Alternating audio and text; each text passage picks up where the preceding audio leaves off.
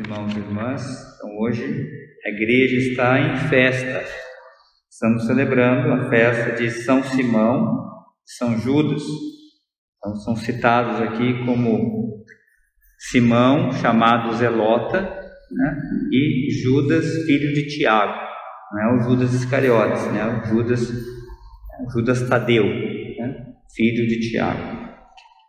Então, quando nós celebramos uma festa, uma solenidade dos apóstolos, nós já somos chamados a olhar para a nossa relação com a igreja. A gente vê que Jesus, ele funda a sua igreja, ele é a rocha principal sobre a qual se constrói toda a igreja, mas também ele coloca o alicerce dos apóstolos, as 12 colunas da igreja, que são os 12 apóstolos. Nesses 12 homens escolhidos por Jesus para iniciar essa obra de salvação que é a igreja. E nela nós estamos incluídos. Então depois a gente vê o que? Quando olhamos para a igreja, a gente percebe também junto com isso a vocação, o chamado. Então, Jesus passa a noite em oração. Então, naquele momento, havia muitos discípulos à sua volta, seguidores dele. Mas dentre esses seguidores, ele escolhe 12. Então, e por que escolhe 12? Por que foram estes? Nós não sabemos. Mas isso é um mistério de Deus.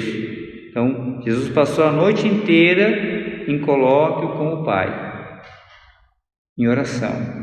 E dessa oração, na montanha, vêm esses 12 apóstolos que ele escolheu, que não eram perfeitos. Nós sabemos, depois vamos ver que na sua vida, já narrada no Evangelho, depois Atos dos Apóstolos, assim por diante, a gente vê que não eram homens perfeitos, prontos, que tinham seus limites, tinham seus defeitos. Até é citado esse pecado do Judas, né? Chamado, que traiu Jesus, Pedro, que negou Jesus 3 vezes. Também eles discutiam entre eles quem era o maior, tinha orgulho, atitudes de orgulho, de vaidade, quem é que era o maior entre eles. Muitas vezes tinham medo de Jesus, de perguntar as coisas para eles. Abandonaram, com exceção de João, todos eles abandonaram Jesus na hora da cruz. Também eram fracos. Depois que Jesus morreu, alguns já estavam indo embora, tinham perdido a fé também.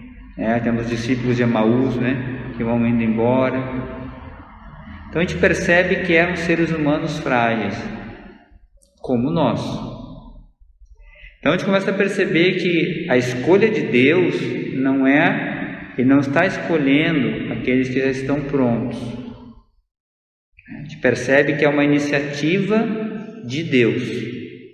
A vocação é uma iniciativa de Deus, da graça de Deus, da generosidade de Deus. E esses homens, eles foram sendo aperfeiçoados na medida que eles foram caminhando com Jesus. Claro, o seu esforço, a sua resposta, o seu sim. Eles não ficaram naquela vida, buscando ser o maior, discutindo, enfim. Aos poucos, cada vez mais, eles foram crescendo. Depois, eles tiveram a graça de Pentecostes, onde eles foram revestidos da força do alto. Então, agora não só com a força humana, com a força de Deus, eles foram em frente. E não é diferente conosco.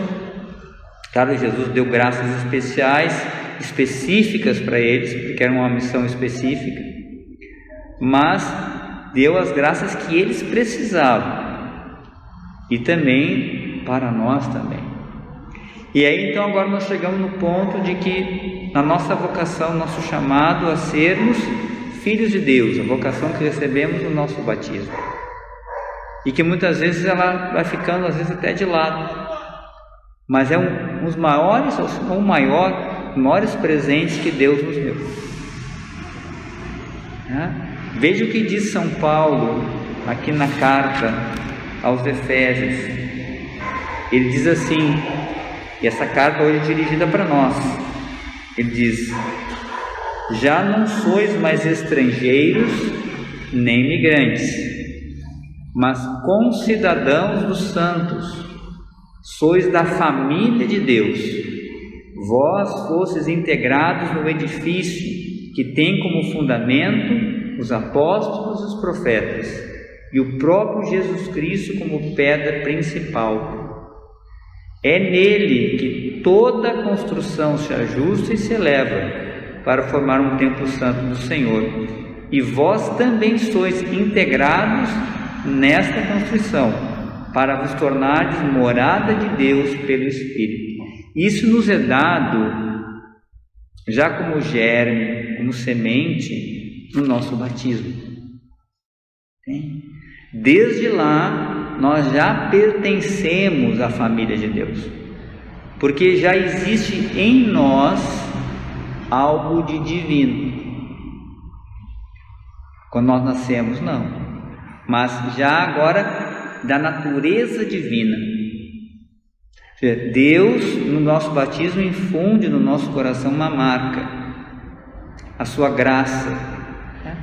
Graça é como se fosse uma pequena porção divina, que Deus derrama em nós e que nos faz agora participantes, Então, por meio dessa graça, agora unido a Cristo, eu já faço parte da família de Deus. Eu posso dizer, e você também pode dizer, que você é filho de Deus por Cristo. Então, em nós já existe algo de divino, algo da graça de Deus por participação. Deus já deu.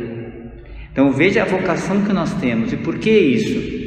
Porque de fato precisamos nos dar conta de que somos da família de Deus e temos já somos concidadãos dos santos, ou seja, aquilo que está nos santos do céu, que eles já estão no céu, as graças que eles têm, que eles receberam, que estão lá, também está em nós.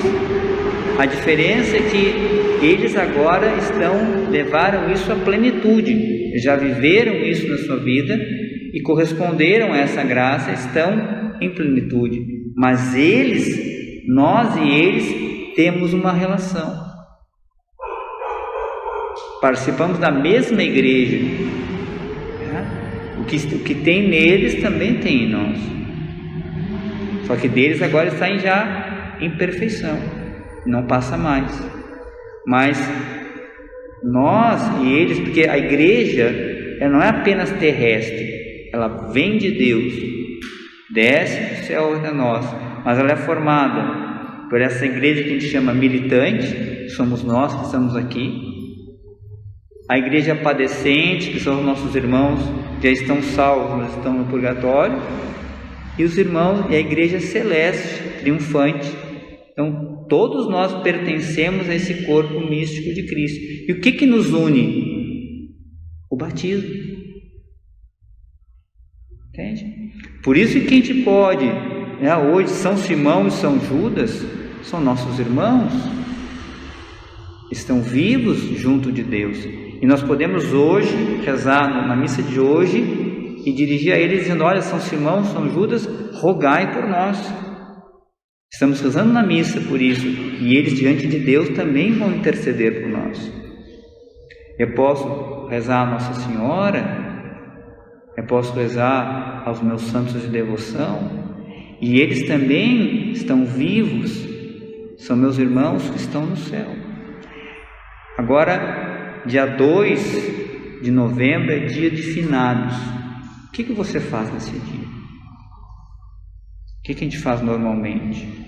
A gente vai rezar pelos nossos falecidos. E como é que a sua oração chega lá? Você parou para pensar? Qual é a maior oração que a gente faz para os nossos falecidos. O que eles precisam? Santa Missa. Na Santa Missa, o sacrifício de Cristo na Santa Missa oferecido ultrapassa, vai aonde eles estão e pode reparar aquilo que eles precisam. Então nós podemos fazer uma caridade espiritual aos nossos irmãos que estão lá. É que a gente fica olhando só as coisas terrestres, esquecemos que somos concidadãos dos santos, chamados a participar da sua glória, e que existe uma igreja que intercede por nós, que está lá. As almas do purgatório, elas podem interceder por nós, elas estão salvas, elas não podem fazer mais nada por si mesmas, mas elas podem rezar por nós, e nós rezamos por elas. Então as indulgências, a nossa caridade, sacrifícios, missas, adoração, terços que a gente oferece, eles são beneficiados e intercedem por nós. Então perceba, quando a gente começa a falar de igreja, a grandiosidade que é o nosso chamado, e que esse chamado que Deus nos deu livremente, já colocou em nós, tem uma meta, tem uma direção, que é o céu, que é a vida eterna. Então, que bom quando a gente se dá conta da nossa meta. Se a gente sabe onde a gente quer chegar, a gente vai trilhar o caminho certo. Agora, se a gente não sabe onde a gente quer chegar, diz no ditado, se a gente não sabe qual é o porto que eu quero ir, não tem vento que me ajude. Se eu não sei para onde eu vou para cá, mas não sei se eu quero ir para cá, não sei se eu quero ir para lá, não sei se eu vou para lá, não sei se eu vou para cá. Agora, se eu sei que eu quero ir para o céu, tem um caminho. Deus deseja isso para nós. Ele colocou em você, em mim, um ser, um chamado à santidade. Ele deseja que sejamos santos. Não precisa ser canonizado, de repente não seja, mas sejamos santos, que a nossa vida chegue à plenitude, que essa vocação que Ele nos deu aconteça, e da parte de Deus não há erro, ou seja, Ele escolheu, Ele chamou, Ele deu essa graça. Então, se nós, de fato, como diz São Paulo, se nós colocamos Cristo como fundamento da nossa vida, o seu ensinamento, a sua palavra é o centro, e eu tento colocá-la em prática, o que diz aqui a palavra? Cristo nele toda a construção se ajusta e se eleva. E se eleva para onde? Se eleva para o céu. Então hoje, meus irmãos, nós agradecemos esse dom de sermos filhos de Deus, batizados, membros da igreja, e dentro dessa igreja temos tudo aquilo que nós precisamos para que a gente possa chegar no céu.